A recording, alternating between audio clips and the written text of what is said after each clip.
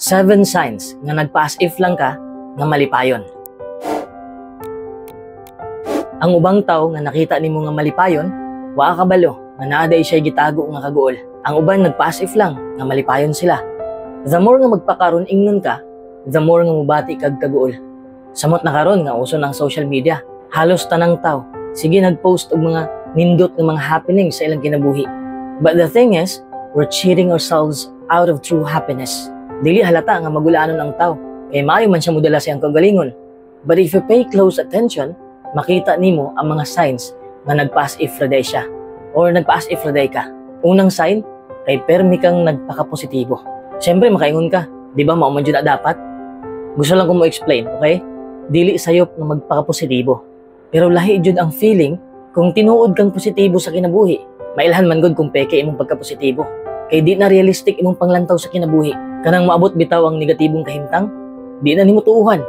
Ang taong tinuod nga positibo, kay kabalo siya nga negative na ang nahitabo sa iyang kinabuhi. Pero dawat na niya, og dili siya magpa-apekto.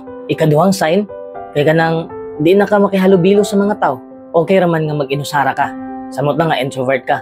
Pero kung maabot sa punto nga ipalayo na nimo imong kaugalingon, sign na nga di ka tinuod nga malipayon. Kana bitawng gi-isolate na nimo imong kaugalingon, mao na di maayo. Ikatulong sign, kay moody ka. Dili lang hormonal changes ang hinungdan sa mood swings. Dili lang po disorder. Usahay mag-usab-usab imong mood, kay naa kay giluom nga kasakit sa imong dughan. Bisag unsaon nimo lipay-lipay, makita jud sa imong mata ang kaguol nga imong gibati.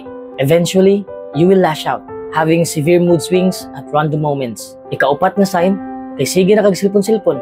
Permi na lang kang galutok sa cellphone, sa TV, sa computer. Ginabuhat na sa usa ka tawo, kay mao na iyang paagi para ma-distract iyang hunahuna. Ikalimang sign, kay gipaagi na nimo sa bisyo. Imong kaguol, gipaagi na lang nimo hubog-hubog, droga, o uban pa, para makakuha kag temporaryong kalipay.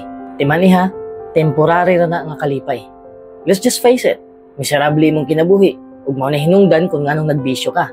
If you think you're just social drinking, think again. You might be self-medicating. Ikaunom nga sign, kay naghinambog ka. Ang tawo nga tinuod nga malipayon, di na kinahanglang iingon kung unsa iyang na-accomplish o na-achieve sa kinabuhi. Kay kusa man ang makita sa mga tao.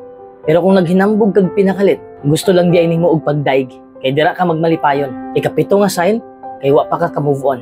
Di man sayop nga magunahuna ka sa imong kagahapon. Ang sayop kung nagpundo na ka dira. Yes, the past can be endearing, but it can be a hiding place for those who are not happy. Unsaon man nato para tinuod tang magmalipayon? Simple lang, undangan na nato ang pagpanggap. Pangitao nato kung unsay hinungdan sa atong kaguol. Ug moaksyon ta para mapulihan natong kalipay. Kung nabugatan na kasi mong problema karon, ayaw ka ulaw pang tabang. Mas maayo na lang na kaysa ma-depress ka. Dali rang malipay, basta honest lang ka sa imong kaugalingon. So now, it's time to face the negativity so that happiness can find a way into your heart. Yes, it will take time, but there is always hope for healing.